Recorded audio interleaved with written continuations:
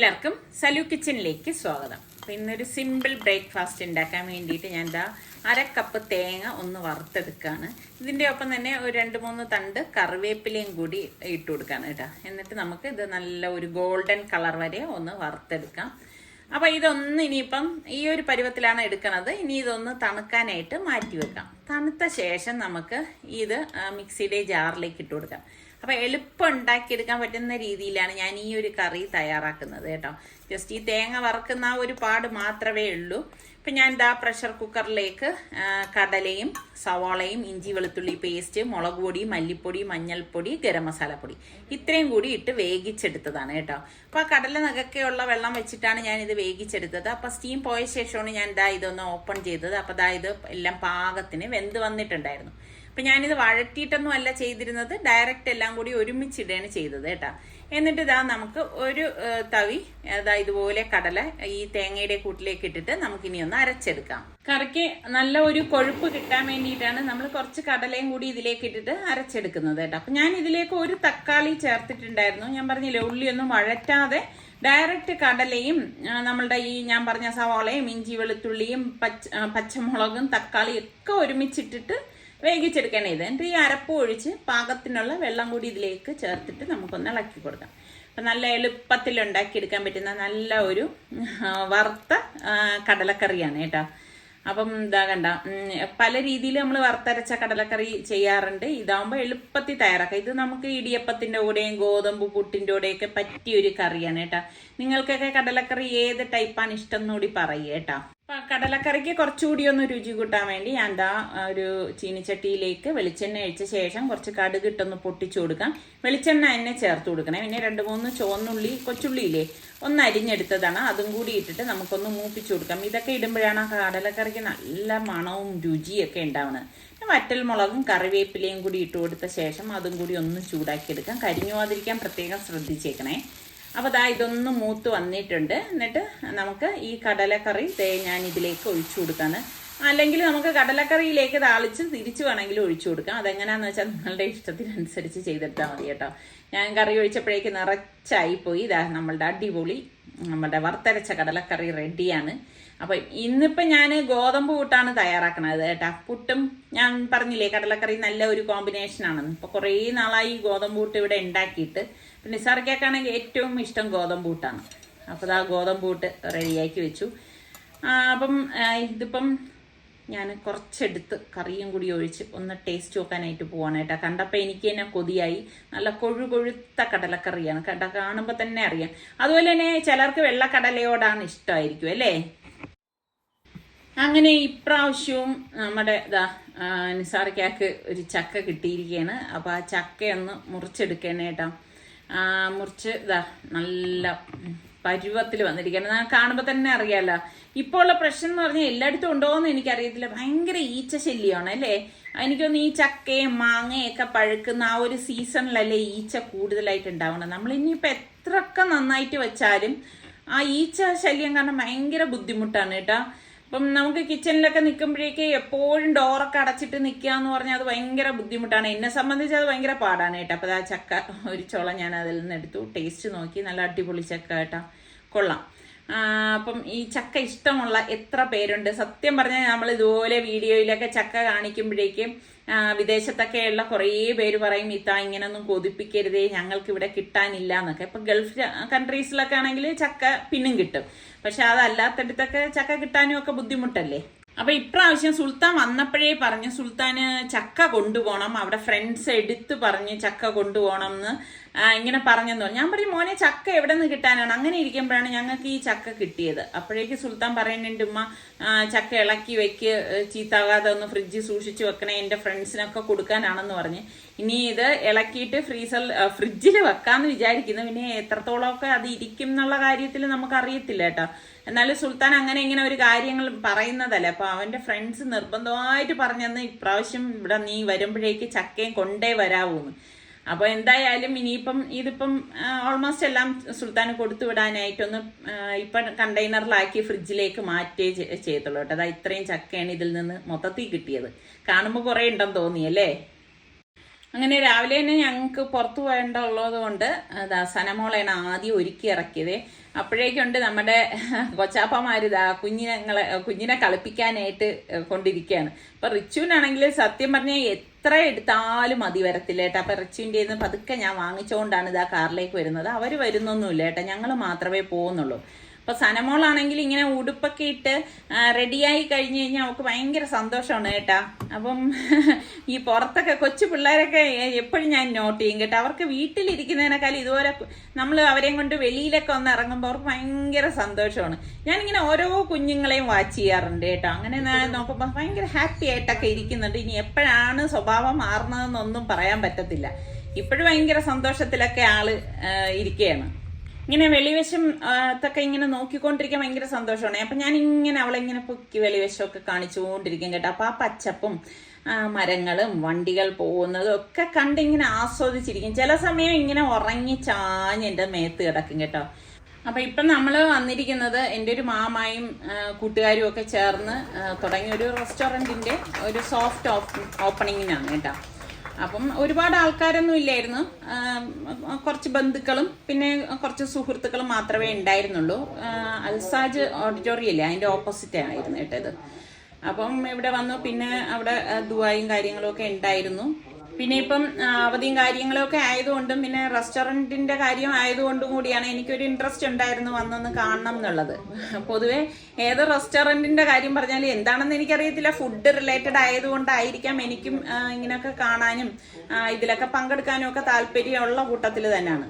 അപ്പൊ അങ്ങനെ സനമോള് കണ്ടോ അവിടെ ഇരുന്ന് ചിണുങ്ങല് തുടങ്ങി കഴിഞ്ഞിട്ട്. അവൾക്ക് ഇങ്ങനെ ഞാൻ പറഞ്ഞില്ലേ ഒരേപോലെ നമ്മൾ കൊണ്ടിരിക്കുമ്പം അവൾക്കതൊരു ഭയങ്കര ബുദ്ധിമുട്ടാണ്. അങ്ങനെ ഞങ്ങൾ അതിന്റെ മുകളിലത്തെ ഫ്ലോറിൽ ഒന്ന് നോക്കാനായിട്ട് കയറി.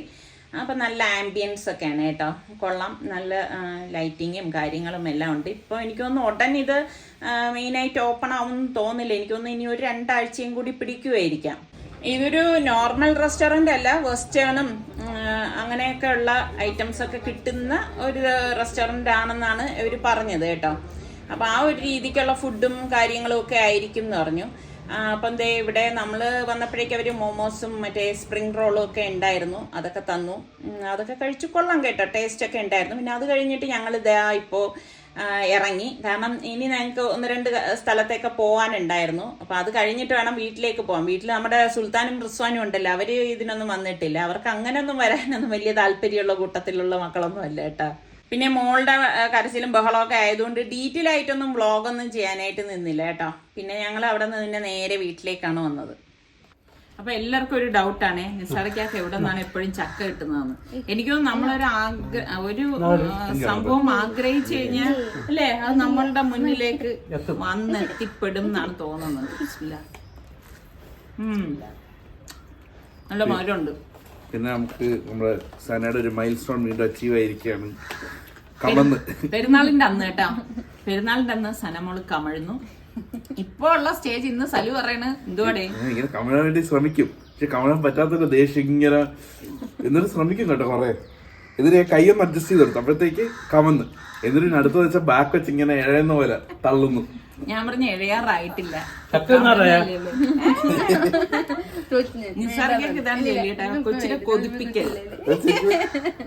സനമുത്തേ, സനക്കുട്ടി. ഇനിയിപ്പോ പെരുന്നാളൊക്കെ കഴിഞ്ഞ് നമ്മുടെ അതിപ്പോ കൈവച്ച് കമഴാൻ വേണ്ടി പഠിച്ചില്ല, തല വെച്ചാണെങ്കിൽ തള്ളുന്നു കേട്ടാ. ഇനിയിപ്പം ഈ പറഞ്ഞ മാതിരി പെരുന്നാളൊക്കെ കഴിഞ്ഞ് നമ്മുടെ സുൽത്താനും റിസ്വാനും ഒക്കെ ഇനി തിരിച്ചു പോണ രംഗമാണ്. ശരിക്കും ഇത്രയും ദിവസം ഭയങ്കര സന്തോഷമായിരുന്നു, അവരെല്ലാവരും ഉണ്ടായിരുന്നല്ല. പക്ഷെ ഇനിയാണ് വിഷമം. നമ്മുടെ സുലു മോനെന്താ മിണ്ടാതിരിക്കണത്?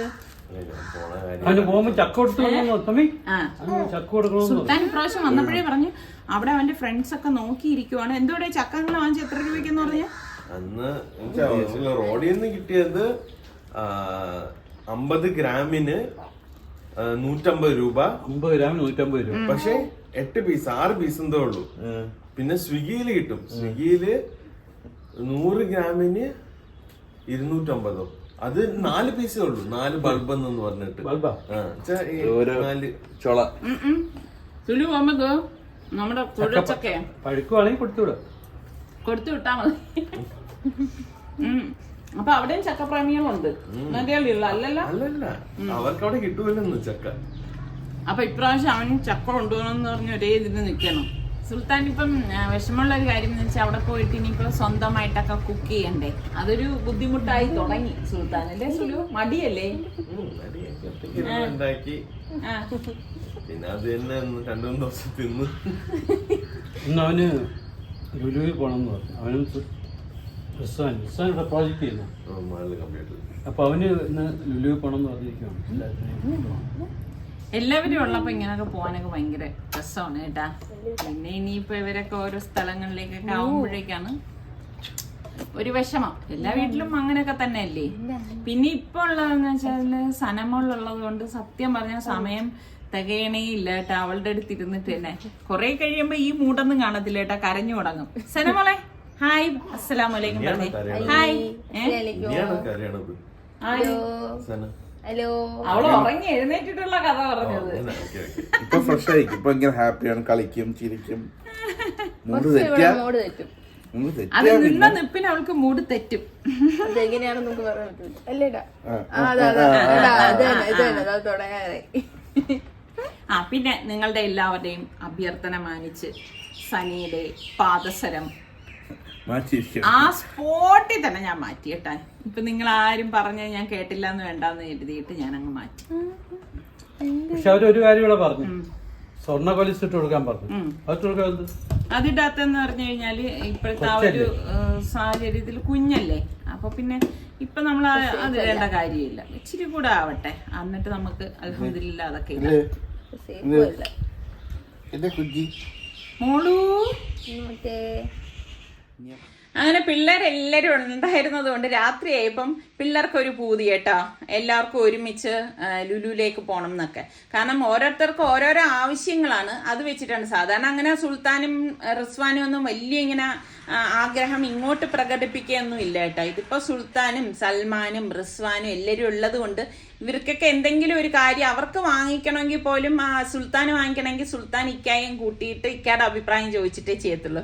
പിന്നെ ഇക്കാക്ക് എന്തെങ്കിലും വാങ്ങിക്കണമെങ്കിൽ സുൽത്താന്റെ അഭിപ്രായം ചോദിച്ചിട്ടൊക്കെ ചെയ്യത്തുള്ളൂ. അപ്പം പിന്നെ അവർക്ക് ഈ പറഞ്ഞ മാതിരി എന്തൊക്കെയോ വാങ്ങാനും എടുക്കാനും ഒക്കെ ഉണ്ടെന്ന് പറഞ്ഞു. അപ്പൊ അങ്ങനെ ഞങ്ങൾ എല്ലാവരും കൂടി പോവുകയാണ്. അപ്പൊ ഇപ്പൊ ഇവർക്ക് കൊണ്ടുപോകാൻ വേണ്ടിയിട്ടും സാധനമൊക്കെ വാങ്ങിക്കാനുണ്ട് കേട്ടോ. നമ്മുടെ സുൽത്താൻ ഇനിയിപ്പോ പോകുമ്പോഴേക്ക് അവിടെ ഈ പറഞ്ഞ മാതിരി അവന്റെ തൊട്ടടുത്തൊന്നും കിട്ടത്തില്ല. അപ്പം കുറച്ച് സാധനങ്ങളൊക്കെ അവൻ ഇവിടെ നിന്ന് വാങ്ങിയിട്ട് പോവാണ് ചെയ്യുന്നത്.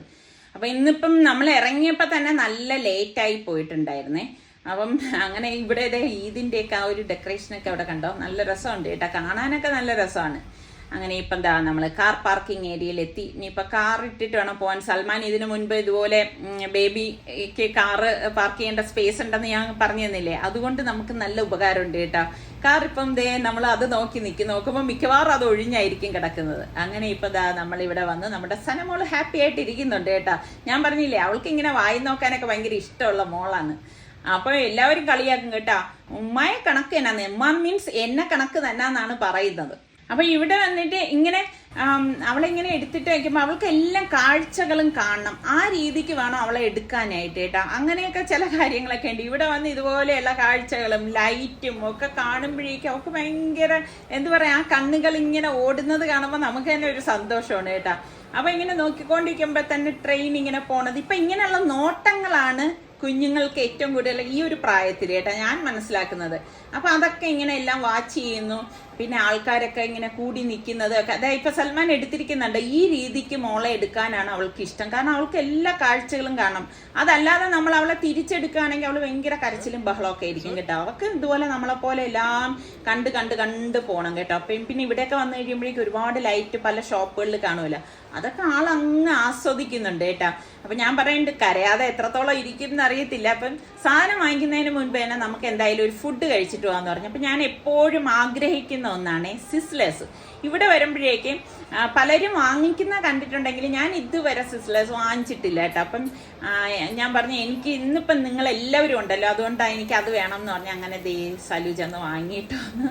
എത്രത്തോളം ടേസ്റ്റ് ഉണ്ടെന്നുള്ള കാര്യം എനിക്ക് അറിയത്തില്ല, കഴിച്ചാൽ മാത്രമല്ലേ അറിയത്തുള്ളൂ. അപ്പൊ ഇതിങ്ങനെ പലവരുടെയും മേശയിൽ ഇരിക്കുന്നതാണ്. ഞാനിങ്ങനെ പറയും മിൻസാർക്ക് പറയും നീ എന്ന് വാങ്ങിയിട്ട് വന്ന് പറയുമ്പോൾ ഒറ്റയ്ക്ക് കഴിക്കാനുള്ള കപ്പാസിറ്റി എനിക്കില്ലാത്തത് കൊണ്ട് ഞാൻ എൻ്റെ മക്കൾ വരട്ടെ എന്ന് വിചാരിച്ച് വെയിറ്റ് ചെയ്തിരിക്കുകയായിരുന്നു. പിന്നെ കുറച്ച് ഡോമിനോസിൻ്റെ പിസ്സയും ഓർഡർ കൊടുത്തു. ഒരുപാടൊന്നും ഓർഡർ കൊടുത്തിട്ടില്ല, നമുക്ക് ഇത്രയും പേർക്ക് ഇങ്ങനെ ഷെയർ ചെയ്ത് കഴിക്കാൻ വേണ്ടിയിട്ടുള്ളതേ ഉള്ളൂ കേട്ടോ.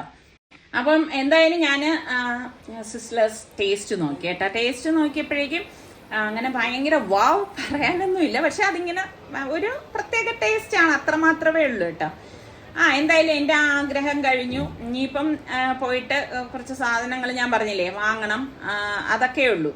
അങ്ങനെ നമ്മൾ അവിടെ നിന്ന് ഇറങ്ങുമ്പോഴേക്കുണ്ട് ഞങ്ങളുടെ ഒരു ഫ്രണ്ടിനെ കണ്ടു കേട്ടോ. ഫ്രണ്ട് എന്ന് പറയുമ്പോൾ ഒരു 16-17 വർഷമായി ഞങ്ങൾ തമ്മിൽ കണ്ടിട്ട്. അപ്പം നിസാറിക്കയുടെ ഫ്രണ്ടാണ് പുള്ളിക്കാരൻ. വേറെ രസം എന്താ വെച്ചാൽ ഞങ്ങൾക്ക് അറിയത്തില്ലായിരുന്നു, പുള്ളിക്കാരൻ വീട്ടിൽ വന്ന് വരാറുണ്ട്, സംസാരിക്കാറുണ്ട്. അത് കഴിഞ്ഞ് ഫാമിലിയെ കണ്ടപ്പോഴാണ് നമ്മളുടെ സൽമാന്റെ ടീച്ചറും കൂടിയായിരുന്നു കേട്ടോ, ജബീൻ ടീച്ചർ. പലർക്കും അവിടെ ഇന്ത്യൻ സ്കൂളിൽ പഠിച്ചവർക്ക് അറിയുന്നവർക്ക് അറിയായിരിക്കും സൽമാന്റെ ഏജിലൊക്കെ. അങ്ങനെ അവരെയൊക്കെ കണ്ടു കുറച്ച് നേരം സംസാരിച്ച ശേഷമാണ് ഇവിടെ സാധനമൊക്കെ എടുക്കാനായിട്ട് വന്നത്. പിന്നെ ഈ പറഞ്ഞ മാതിരി എപ്പോഴെപ്പോഴും സാധനം എടുക്കണത് എന്ത് കാണിക്കാനല്ലേ, അങ്ങനെ അത്യാവശ്യം വേണ്ട സാധനങ്ങളെല്ലാം എടുത്തു. ഞാൻ പറഞ്ഞില്ലേ മെയിനായിട്ട് ഇപ്രാവശ്യം ഉണ്ടായിരുന്നത് സുലുവിന് കൊണ്ടുപോകാൻ വേണ്ടിയിട്ടുള്ള ഐറ്റംസ് ആണ് എടുക്കേണ്ടിയുണ്ടായിരുന്നത്.